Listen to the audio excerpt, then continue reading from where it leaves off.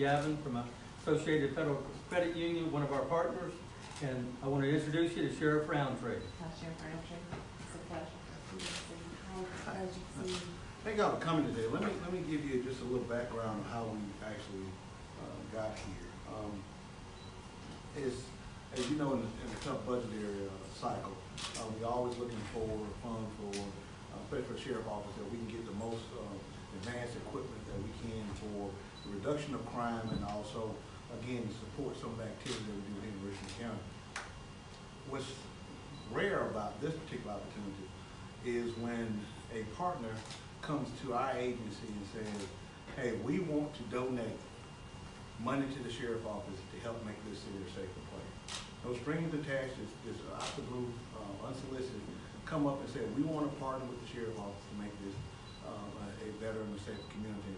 What can you need? What are some of your needs? And they said they were willing to donate $10,000 to be used at our discretion. And immediately we have been looking into the unmanned aircraft systems for a long time. But again, trying to resources with our tough budgetary fight, we were trying to do the pay increases for our deputies and some of the other equipment needs. That always took a back burner to some of the major needs. But when these partners step up and do that, then we immediately say, yes, we will definitely accept it, so we can go forward with the unmanned aircraft system, which is commonly referred to as a drone. We were able to take those funds, research for the best product for the sheriff's office for some of the activities which we're going to use. As you know, we put on a large-scale major event here in April. Our tactical teams cover 6 different counties. We know we have a bomb disposal unit that covers 15 counties, including the state of South Carolina. We constantly have missing individuals, sometimes elderly and Alzheimer's patients. So the use of having an aerial system within Richmond County is almost limitless. But that's just the first step. Again, the first step was the partners coming to us and saying, we want to help. Now we're able to move forward with the project and the purchasing of our drone and some of the accessories that you see are displayed here today. But again, that is just another step, because now we move forward, that we got it in place. Now we have to move forward, working closely with the FAA obtaining a license, because a lot of people don't realize that within the Augusta area, a lot of it is restricted airspace. Again, even though we are a law enforcement agency, we want to be compliant to all FAA regulations. So we've been working closely with them in order to get our deputies certified to obtain their license. Once deputies are certified from this agency through the FAA, which is located in Thompson, to take a test to get a license, we'll be getting a security clearance, which allows us to operate this drone at our discretion. But immediately, because we're working so closely with them, if we did have we're right now with the progress we're in now, if we did have a large-scale emergency or an opportunity to deploy, we can make a phone call and get emergency access to operate the drone as it is today. So again, there's a lot of steps that goes forward moving with that. So once we get that initial pilot certified, then we will be able to train additional deputies throughout Richmond County in the use of this.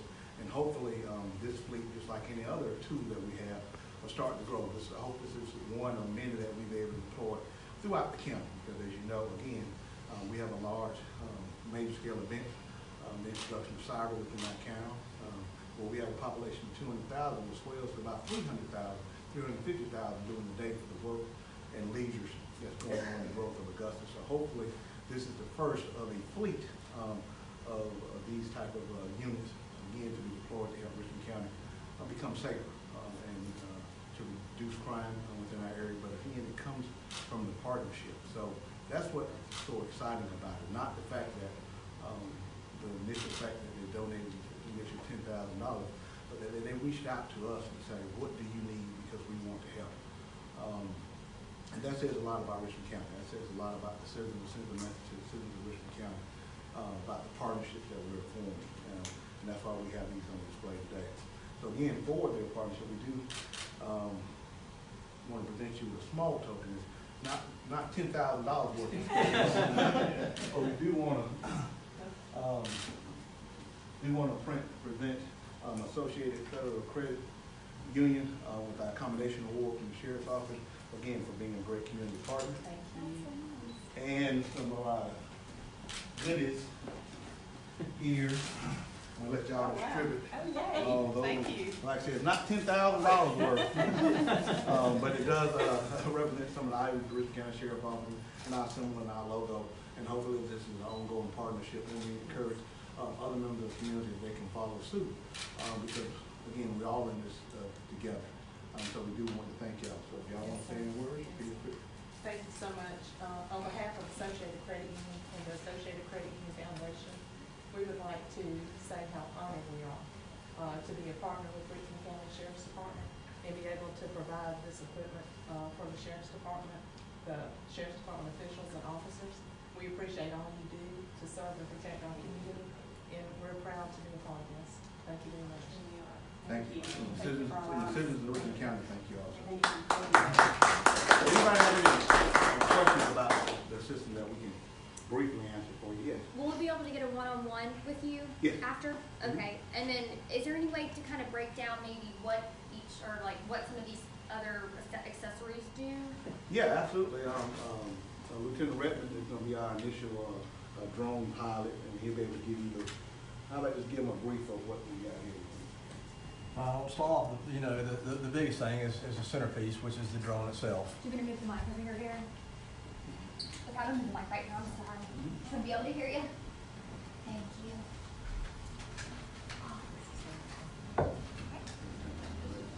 This is the latest DJI Inspire drone that they produce. It's the version 2. It's one of the most recent and most up to date. And I thought it would be a perfect fit for our agency to deploy. It's got a lot of good operating systems on it, collision avoidance, crash avoidance systems on it, above, below, and 360 degrees. It's dual battery ready. We've got a underbelly 360 degree gimbal camera it's very crystal clear. It takes very steady imaging. It also has a forward facing camera. It's an FPV camera on the front that you can fly without the gimbal underbelly camera. So it's got 4 propellers, obviously, 4 motors that runs it. It's GPS rated, so we can take off from a designated point. It recognizes that on takeoff, and it has a return to home feature. So when we're flying, and if it becomes a situation where it's out of sight, we've lost, kind of positioning for it, there's a return to home feature on the flight controls, and it will bring it home and land it safely at the spot it took off from. So, and then speaking of, this is the flight controls for it with an iPad. It's kind of like your gamer systems that you see with PlayStations and your Xboxes. It's basically joystick operation. One stick takes off and lands, the other stick, moves it forward and backwards, and then you can move them in conjunction with one another to rotate the drone as you see fit. Some of the other things we purchased with it, some came with the initial purchase, and we bought additional batteries. These are batteries, like the dual battery system for it. They're fairly expensive. It provides us with a flight time of anywhere from 18 to 28 minutes, depending on the weather, heat, as well as wind conditions. So, but if we exhaust our flight with one set of batteries, we get a warning on the heads-up display, and it will come home automatically, or we can manually bring it back home. We can land it and then put in another set of batteries and send it back up, and we're operating again within just a couple minutes. So we can do that 5 times, and we have additional battery charging units that we can continuously charge these in the field. So short of having a power system that goes straight to the drone itself, we have pretty good operational time. Everything else that you kind of see here are kind of in-field toolkits to help with tightening certain aspects of the drone, the motors, blades, what have you. Another a big asset for us is the TV monitor. What, as a pilot, you need to concentrate on is the flight controls itself. You have a pilot and an observer. Whenever we fly, that's what we'll utilize. So while the pilot is flying, you have an observer that's kind of looking for obstructions outside of what you're seeing on the monitor. Command staff, the sheriff, chief, or anybody else that's on an operation with us, we can set this up. It's connected through a HDMI cable. We have a 50-foot line there. They can be off to the side, and they can see exactly what the pilots are seeing. and just a bigger picture. So it allows the pilot a little more freedom to concentrate on the drone itself. This one did come with an extra set of propellers, and some of the other things are just kind of goodies that we needed, like the flight control cover. In extreme daylight, we can put a hood over the iPad here. It kind of softens up the sunlight coming onto the iPad so that the pilot can see better what he's doing. So for obvious reasons, that's what we need to do. And I think that's about all the accessories that we have with it. You know, it's an awesome tool for law enforcement. A lot of agencies across the nation have been realizing the significance over the last 3 or 4 years of drones and how they can assist us in our missions day to day. So they've gone from 30 to 40 drones nationwide, certified pilots 4 years ago, to there's 300 and something agencies nationwide now that are operating drones, which tells you that there's a big need for these and a big application that we see that we could use them for as well. Like Lieutenant was saying, the exterior monitor is extremely important to the fact that if we had a search and rescue, we had a tactical operation, the more eyes you have on the screen that can see, not just the pilot operating the drone, but just having this room here, we had all the different people in the room, everybody's eyes can pick up different things, and so we say, hey, go back, pan to the left, let's go back to this pattern, instead of just having 1 or 2 sets of eyes. You can have different individuals with different perspectives to see things, so that part is going to be key for us, especially for major operations. And you will be trained as a pilot? Well, we're in the process. We're in the beginning stages. Obviously, this is a new tool for us, and I've been involved with this, from the very beginning, and I've been training with it with some other individuals that are flight certified. So I've been working under their wings, so to speak, right now. And this agency is working towards FAA certification for a pilot, and then we'll be able to self-certify other pilots once we get that one certified through the FAA.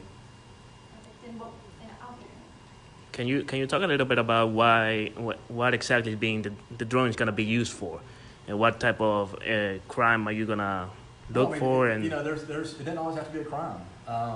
So the biggest things when I began to talk to the sheriff and the chief about this, we can do crime scene reconstruction with this. We have programs that we don't have yet. We would like to purchase down the road, but we can take video and still pictures with this drone, and then take that data and then download it to another program, like a photo modeler program. And we can do accident and crime scene reconstruction for SWAT deployments, as the sheriff alluded to.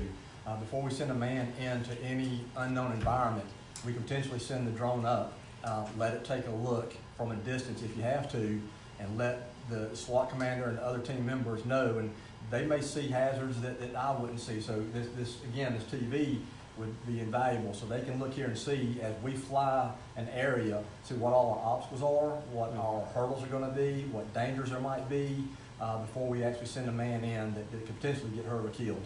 Bomb threat assessment, major storm damage assessment, hazmat, incidents, where we don't have to send a human being in.